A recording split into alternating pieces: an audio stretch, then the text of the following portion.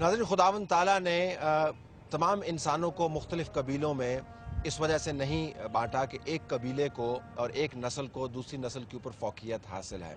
खुदावंद ताला ने पहचान के लिए बांटा है ताकि लोगों को अपने कारोबार ज़िंदगी करने में आसानी हो और निज़ाम ज़िंदगी जो है वो बेहतर और एहसन तरीके से चलाया जा सके। जिन मुआशरों ने भी कबायली रवायात और रंग और नस्ल की तफरीक से बाला होकर सोचा है, उन मुआशरों ने बड़ी तरक्की की है। और तरक्की जो है सिर्फ रियासत या कौमी तरक्की के हवाले से नहीं हम बयान कर सकते, ज़हनी तरक्की भी उसी का हिस्सा है और मुआशी तरक्की भी उसी का हिस्सा है।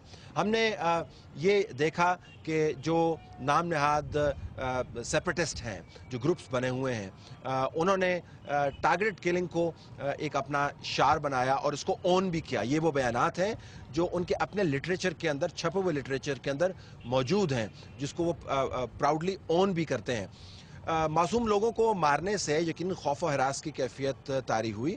बलूचिस्तान के हवाले से जो तसव्वुर था कि एक सिक्योर एरिया है, यहाँ पर बाहर के लोगों को आना चाहिए, उस खौफ व हरास की वजह से ये तसव्वुर जो है बहुत मादूम पड़ गया, बहुत धीमा पड़ गया और लोग यहाँ पर आने से कतराते हैं। तो इस हद तक तो हम कह सकते हैं कि टारगेटेड किलिंग ने यकीनन अपना काम दिखाया।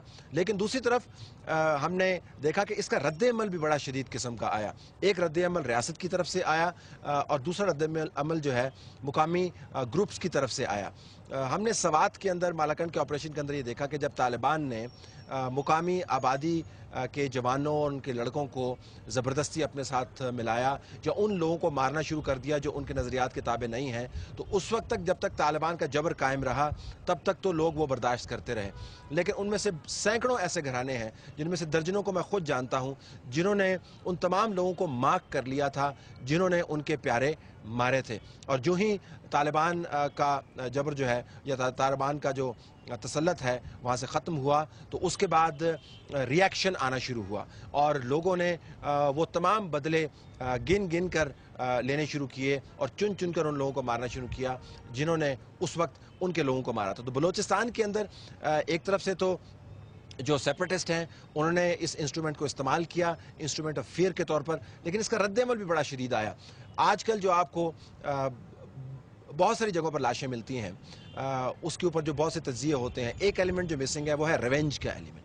अगर किसी ख़ानदान ने ये देखा है कि फ़लाँ तंजीम ने हमारे बंदे मारे हैं और उन्होंने उस तंजीम को मार्क कर लिया है, तो ज़ाहिर है जिनका हाथ इतना तगड़ा नहीं है वो तो यहाँ से माइग्रेट करके चले गए, लेकिन जिनका हाथ ज़रा सा भी तगड़ा है उन्होंने अपने आप को उन ग्रुप्स के साथ अलाइन करना शुरू कर दिया जिन्होंने सेपरेटिस्ट के ख़िलाफ़ बाकायदा जंग का ऐलान किया हुआ। तो साइलेंटली बलूचिस्तान के अंदर एक रिवेंज किलिंग का सिलसिला भी जारी है, जिसकी वजह से आपको बहुत सारी ऐसी लाशें मिलेंगी जिनको कोई ओन नहीं करता और जिनके ऊपर तज्जिए और किस्म के होते रहते हैं। तो इसमें रिवेंज का एलिमेंट बहुत ज़्यादा है। दूसरी बड़ी बात यह है कि खौफ तो फैला दिया गया, लेकिन लेजिटिमेसी जो भी कॉज था उसने लूज़ करना शुरू कर दिया। जो आपको पहले महीनों और सालों के अंदर जो रेजोनेंस नज़र आती थी कि जी बहुत बड़ा कॉज है, बहुत बड़ा ग्रीवेंस है, इतने बड़े पैमाने पर जब खून रेजी करना शुरू की और उन लोगों को मारना शुरू किया जिनका इस तमाम मामले के साथ कोई लेना देना नहीं है, इनोसेंट लोग हैं, अपना कारोबार ज़िंदगी चला रहे हैं,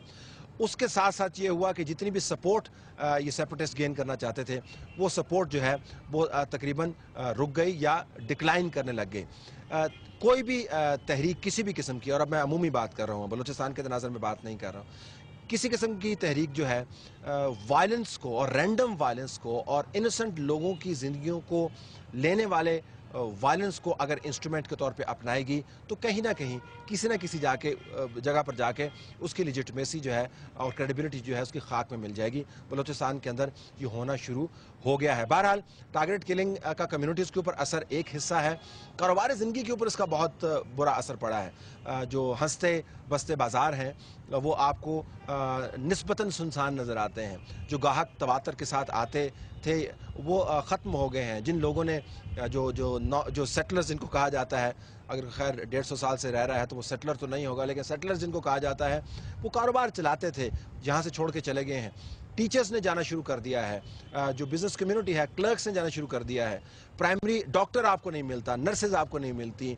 ये तमाम के तमाम वो लोग थे जिनको इस्तेमाल करके बलूचिस्तान के जो दाई हैं وہ اپنے آپ کو معاشرتی اور معاشی طور پر بحال کر سکتے تھے، اس معاشرے کو ایٹ پار لا سکتے تھے۔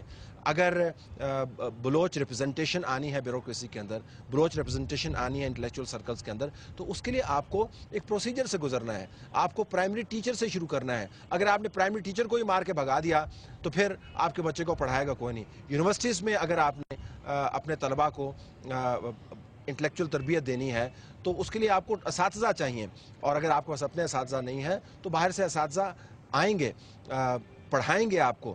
دنیا میں بہت بڑے بڑے معاشرے ایسے ہیں جنہوں نے ایکسٹریم نیشنلزم کے باوجود باہر کے لوگوں سے، اگر ہم یہ اس طرح استعمال کر پائیں، باہر کے لوگوں سے بہت استفادہ کیا ہے۔ دبئی جو بلڈ ہوا ہے وہ باہر کے لوگوں سے بلڈ ہوا ہے، امریکہ جو بلڈ ہوا ہے وہ ایکسپیٹ کمیونٹی نے بلڈ کیا ہے، یو کے جو بلڈ ہوا ہے اس میں 50% کنٹریبیوشن جو ہے ان لوگوں کا جو یو کے اندر آباد ہیں۔ تو جب آپ ایتھنک کلینزنگ کے نام پر لوگوں کو بھگانے لگیں گے تو اس کے نتائج بھی نکلیں گے۔ کاروبار کم ہوا ہے، لوگوں کی زندگیوں کے اوپر اثر ہوا ہے، اس کی ایک جھلک ہم آپ کو دکھاتے ہیں۔